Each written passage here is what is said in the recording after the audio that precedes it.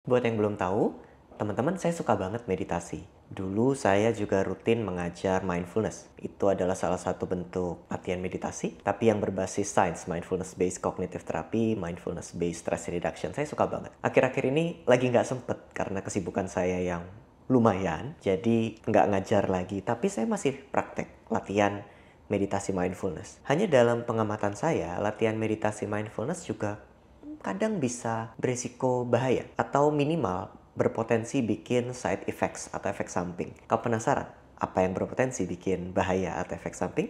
Simak video ini deh.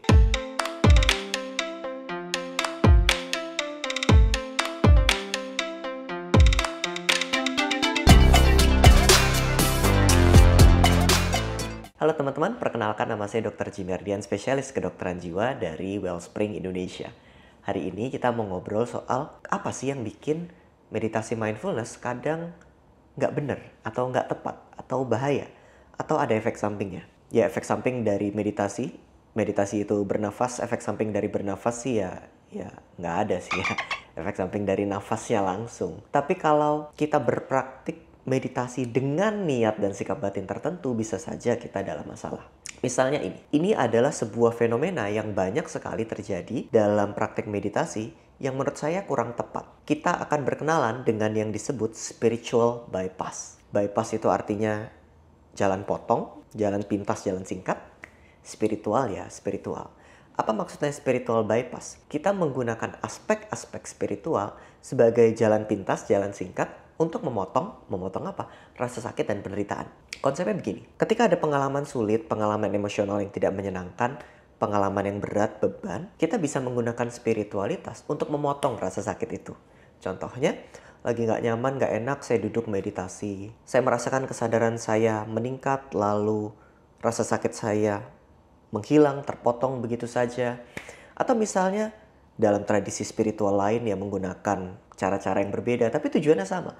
Memotong rasa sakit yang ada biar aku nggak ngerasa sakit, Tuhan yang bantu, dan lain sebagainya. Poinnya sama, kita menggunakan spiritualitas untuk membypass, memotong rasa sakit. Apa yang bermasalah dari cara-cara seperti ini? Bukankah bagus?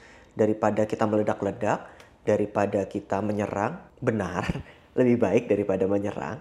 Tapi apakah itu ideal? Jawabannya tidak. Karena pada konsep spiritual bypass, seseorang pada akhirnya menghindari emosi yang gak nyaman. Bukan seperti sikap meditatif, yaitu duduk bersama perasaan tidak nyaman dan membiarkan perasaan itu berlalu. Pada spiritual bypass, kita masuk untuk dengan sengaja menghilangkan itu.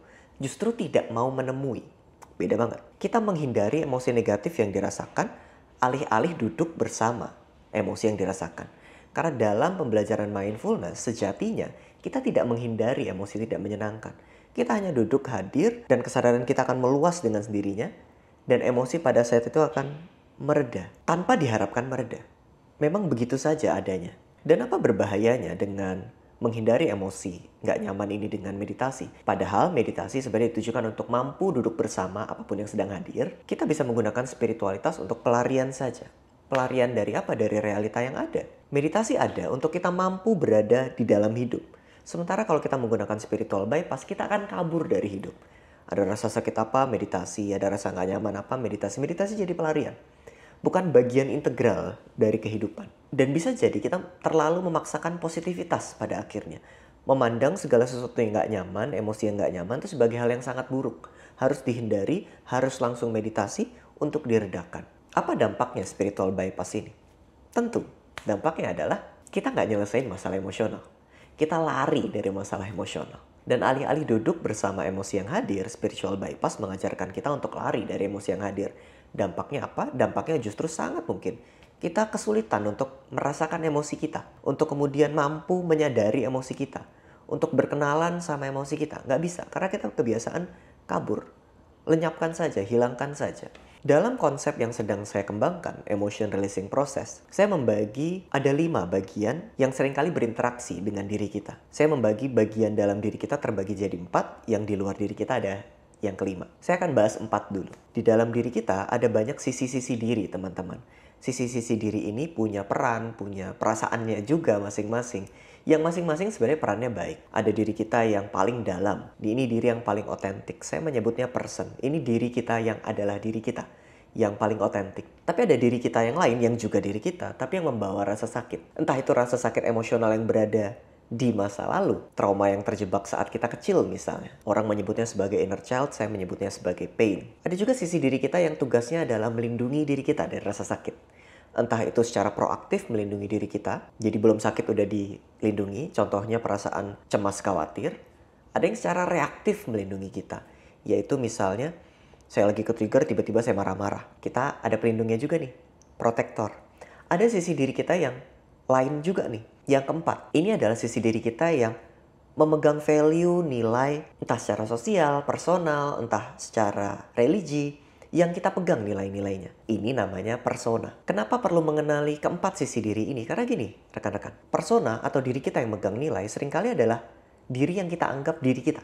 Kita menganggap diri kita yang ideal, yang megang persona, yang megang value tadi. Harapannya itu adalah diri kita yang seutuhnya, padahal kan bukan. Ada diri kita yang sakit, ada diri kita yang tugasnya melindungi diri, ada diri yang otentik, yang mungkin berbeda dengan persona kita. Ketika persona kita bersuara berkata bahwa emosi negatif itu buruk, nggak baik kamu melihat atau dilihat dengan wajah yang murung di depan keluarga, maka kita bisa dengan cepat-cepat ingin menghilangkan emosi negatif tersebut. Dengan cara salah satunya spiritual bypass, meditasi hilangkan emosinya. Kan kira-kira begitu. Ini yang cenderung bisa berbahaya. Karena kemudian kita menggunakan meditasi cuma supaya selaras dengan belief yang saya punya. Kalau belief saya bilang emosi negatif itu buruk, saya akan duduk hilangkan emosi negatifnya. Kalau kemudian belief saya bilang saya nggak boleh sedih, maka saya duduk, saya akan hilangkan sedihnya.